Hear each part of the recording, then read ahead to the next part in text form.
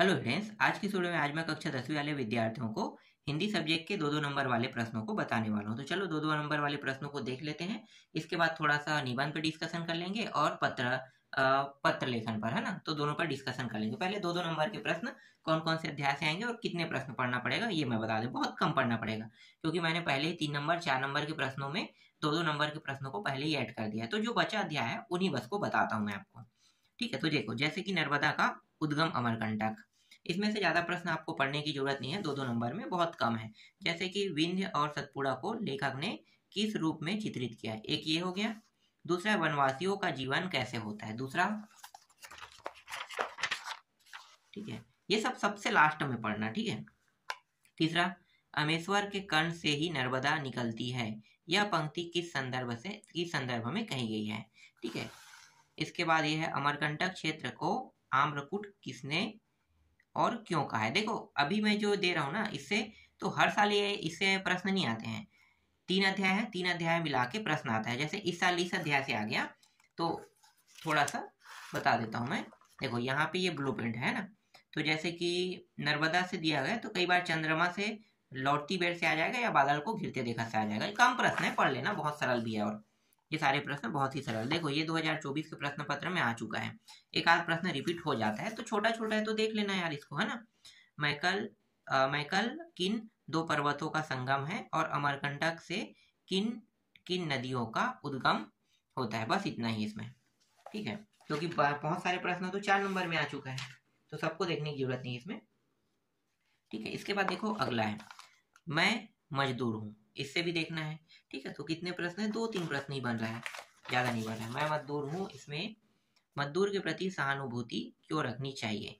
ठीक है, एक प्रश्न ये बन रहा है। और दिन सोता था रात सोती थी पर मैं जागता था का आशय क्या है, ये दूसरा प्रश्न है।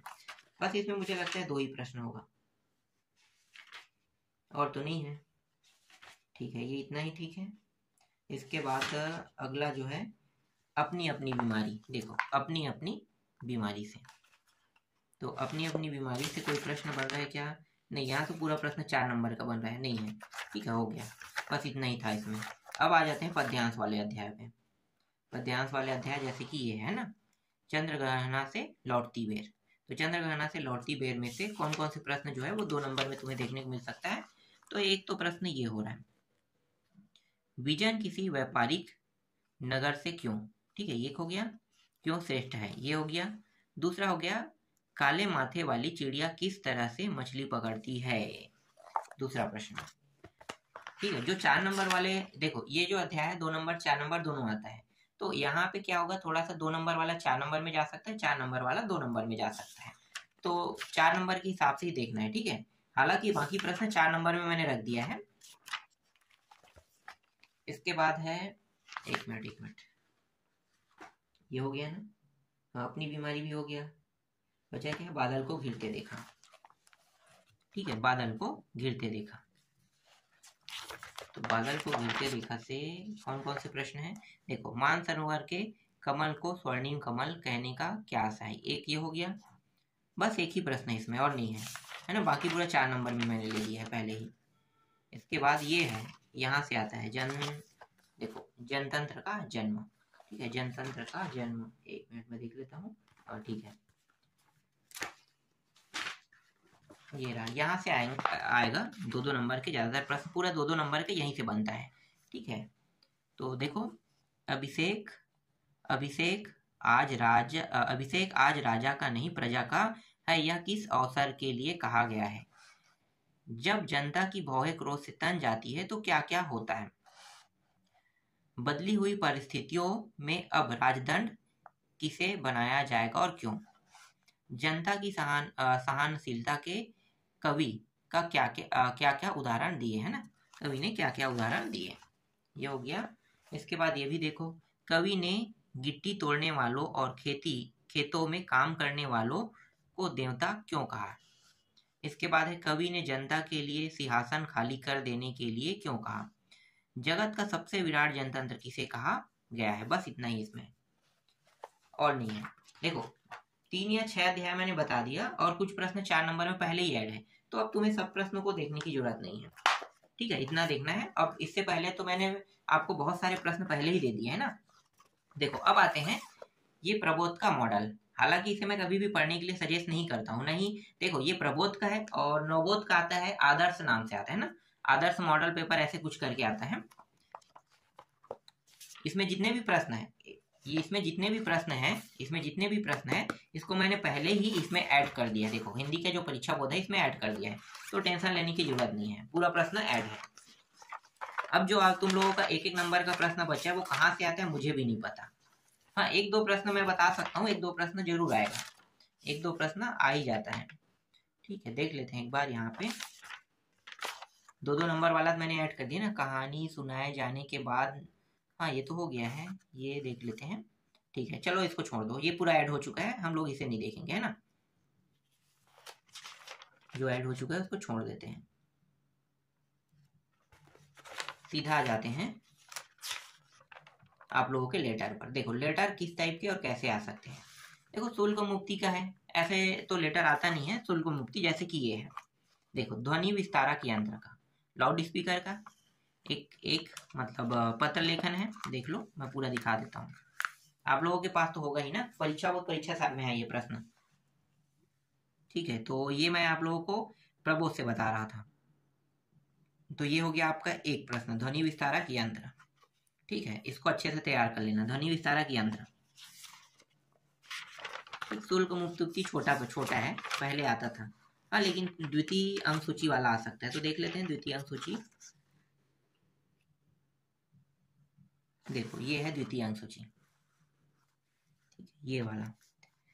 सचिव माध्यमिक शिक्षा मंडल रायपुर को कक्षा 10वीं बोर्ड परीक्षा की द्वितीय अंक सूची की द्वितीय प्रति प्राप्त करने के लिए एक आवेदन पत्र लिखिए। तो इसी तरीके से लिखना है। और देखो नीचे में कुछ इस प्रकार से भी लिखना होता है।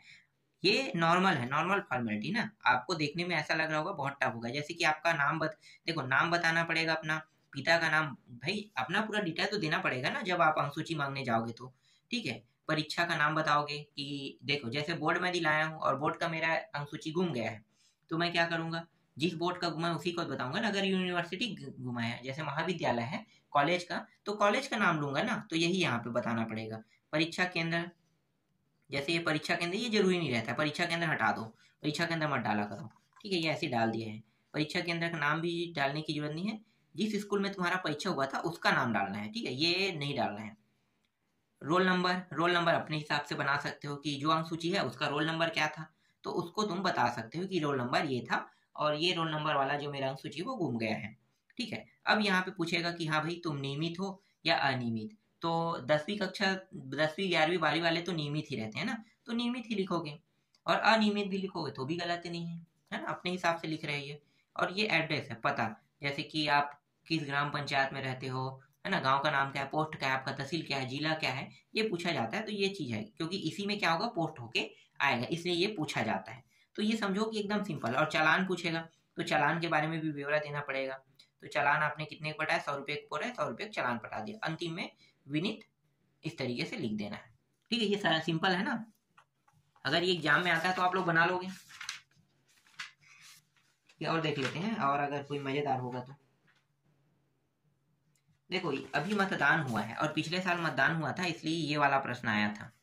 किसी दैनिक समाचार पत्र के संपादक को, देखो संपादक है दैनिक समाचार पत्र, तो आपको क्या लिखना है, जैसे प्रति या सेवा में लिखते हो श्रीमान संपादक महोदय, है ना। तो यहाँ पे पहले ही बता दिया है, जैसे कि अपने प्रिंसिपल को लिखने के लिए कहेगा तो आपको प्रिंसिपल शब्द उपयोग करें। प्रिंसिपल मतलब प्रधान, क्या बोलते हैं, प्राचार्य, है ना। तो प्राचार्य लिखोगे, मैं यहाँ पे अंग्रेजी में बोल रहा था, ठीक है। हिंदी में प्राचार्य, आपको श्रीमान प्राचार्य महोदय कह के लिखना होगा।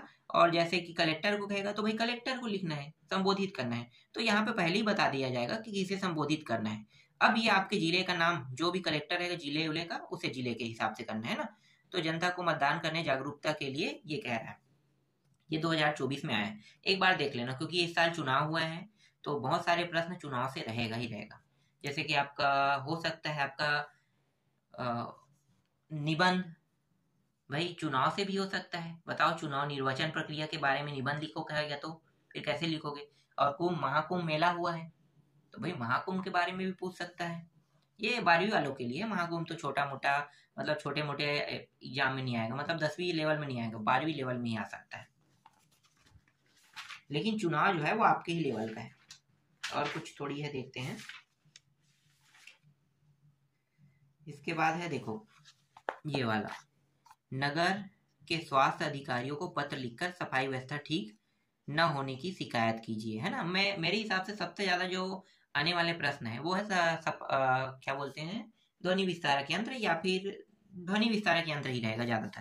तो एक एक बार इनको पढ़ के देख लेना, बनाया कैसे जाता है, इसके अंदर में क्या लिखा जाता है ये देख लेना, है ना। रटने मत बैठना, ये रटने वाला नहीं है। जैसे कि यहाँ पे देखो, नगर के स्वास्थ्य अधिकारियों को पत्र लिखकर सफाई व्यवस्था ठीक न होने की शिकायत की लिखे। नगर के स्वास्थ्य अधिकारी, तो क्या लिखोगे, सेवा में के बाद स्वास्थ्य अधिकारी लिखोगे ना, यहाँ पे पहले ही बता दिया है। सेवा में के बाद क्या लिखोगे, स्वास्थ्य अधिकारी। अब ये नगर जो है कहाँ कहाँ है भाई, भाई नगर कह रहा है तो नगर जैसे रायपुर है, बिलासपुर, ये नगर है ना, तो उसी को संबोधित कर तो रायपुर नगर निगम या नगर पालिका कहोगे तो हर जिला नगर पालिका है, तो आप उसको बता सकते हो कि नगर पालिका जैसे बेमेतरा, इस तरीके से सफाई व्यवस्था न होने के बाबत महोदय।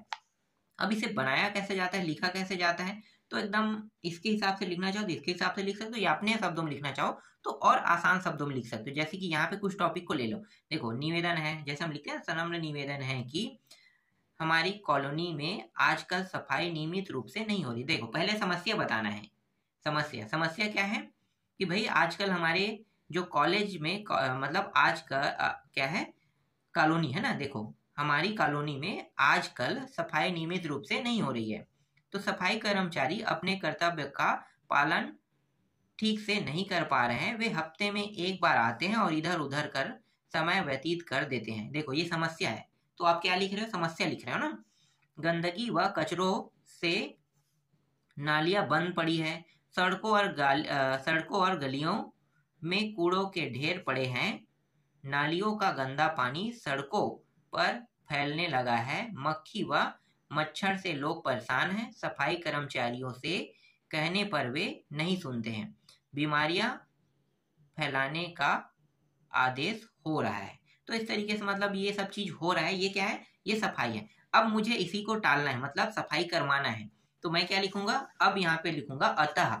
अतः वाला जो कहते हैं ना दूसरा टॉपिक रहता है, अतः आपसे विनम्र निवेदन है, प्रार्थना, जैसे यहाँ पे लिखा है प्रार्थना है कि इस क्षेत्र के सफाई निरीक्षण को उचित निर्देश देकर यहाँ की सफाई व्यवस्था को ठीक कराने की कृपा करें। तो इसी तरीके से लिखा जाता है। दो टॉपिक रहता है, देखो एक पूरा पैराग्राफ में ये रहेगा, एक पैराग्राफ में हमेशा समस्या बताया जाता है कि क्या होगा, क्या करना चाहते हो। इसके बाद अगले में क्या होता है, आपको रिक्वेस्ट करना पड़ेगा, तो ये पूरा रिक्वेस्ट वाला टॉपिक है ना। उसके बाद धन्यवाद, यहाँ पे जैसे विनीत लिखा है विनीत लिख दो। इसके बाद अपना नाम, है ना। अब अपने नाम तो आपको लिखना नहीं है, यहाँ पे क्या लिखना है, कुछ भी लिख सकते हो विनीत के बाद। अब पेपर में कभी भी अपना नाम नहीं लिखना है ना, बोलते भी होंगे आपके सर गुरुजी, विनीत अपना नाम नहीं लिखना है, तो क्या लिखोगे, विनीत XYZ रोल नंबर, इस तरीके से कुछ भी पीछे में एक्स करके उसके बाद दिनांक और डेट, ठीक है। तो दिनांक पेपर का ही दिन आपको लिखना है, ये हो गया। अब देखो सेम वैसे ही है, अपने क्षेत्र में बिजली आपूर्ति की समस्या हेतु संबंधित अधिकारियों को शिकायत पत्र लिखे। तो भाई सेम टू सेम जैसे मोहल्ले की सफाई में लिखे हो ना, वही लिखोगे। अब सफाई को बिजली में बदल देना है कि भाई कर्मचारी लोग आते हैं और बिजली जो है आपूर्ति सही से नहीं कर पा रहा है, ऐसा कुछ करके लिखना है। तो पहले यहाँ पे पूरा क्या आना है, बताना है, पहले परेशानी बताना है, और परेशानी के बाद फिर अंतिम में अनुरोध करना है ना, फिर वही सब चीज लिख देना है। तो ये 5 है, और 5 में सबसे ज्यादा मेरे हिसाब से इंपॉर्टेंट जो है वो ध्वनि विस्तारक यंत्र लग रहा है। हमेशा आता था, फिर बीच में रुक गया था, फिर अब आने वाला है। तो 5 को देखना है आपको, छोड़ना नहीं। अब निबंध को देख लेते हैं, थोड़ा निबंध के ऊपर चर्चा कर लेते हैं। देखो ये जो मॉडल क्वेश्चन पेपर है, इसमें निबंध भी बहुत मजेदार है। अब मैं ये क्लियर तो नहीं कह सकता हूँ कि कौन सा निबंध आपको देखने को मिलेगा, क्योंकि हर साल बदल रहा है, हर साल। पर मैं अपने हिसाब से कुछ दे सकता हूँ मेरे हिसाब से, जैसे कि निबंध में अनुशासन, ये परोपकार छोड़ दो, ये जैसे पर्यावरण प्रदूषण बहुत महत्वपूर्ण टॉपिक है, तो प्रदूषण को उठा सकता है ना। निर्वाचन को भी उठा सकता है, मैं ये नहीं कह सकता कि निर्वाचन को नहीं उठाएगा, निर्वाचन उठा सकता है, लेकिन मेरे हिसाब से अभी मैं जो दे रहा हूँ उसी को देख लेना, ठीक है। ये हो गया। दूसरा ये है बेरोजगारी, बेरोजगारी भी एक बड़ा समस्या है, तो मेरे हिसाब से दूसरा जो है वो बेरोजगारी भी हो सकता है। और विकास, छत्तीसगढ़ पर्यटन भी हो सकता है, छत्तीसगढ़ पर्यटन को इस बार बढ़ावा तो नहीं दिया है सरकार ने, तो मेरे हिसाब से नहीं आएगा, ठीक है। यहाँ पे तो मुझे कुछ नहीं दिखा है, सिर्फ बेरोजगारी दिख रहा है। अब अगला देखते हैं कौन सा है, संचार, साहित्य, महंगाई। हाँ, ये संचार क्रांति हो सकता है इस साल के लिए, ठीक है। यहाँ पे कोई दिख नहीं रहा है, तो इस साल में संचार क्रांति हो सकती। देखो 4 आएगा, 4 या 5 आएगा, तो 4-5 में से जैसे मैं बता रहा हूँ, मुख्य मुख्य मैं ढूंढ के बता रहा हूँ, है ना। ये हो गया। अब इसमें देख लेते हैं अगला में, अगला में क्या आ सकता है।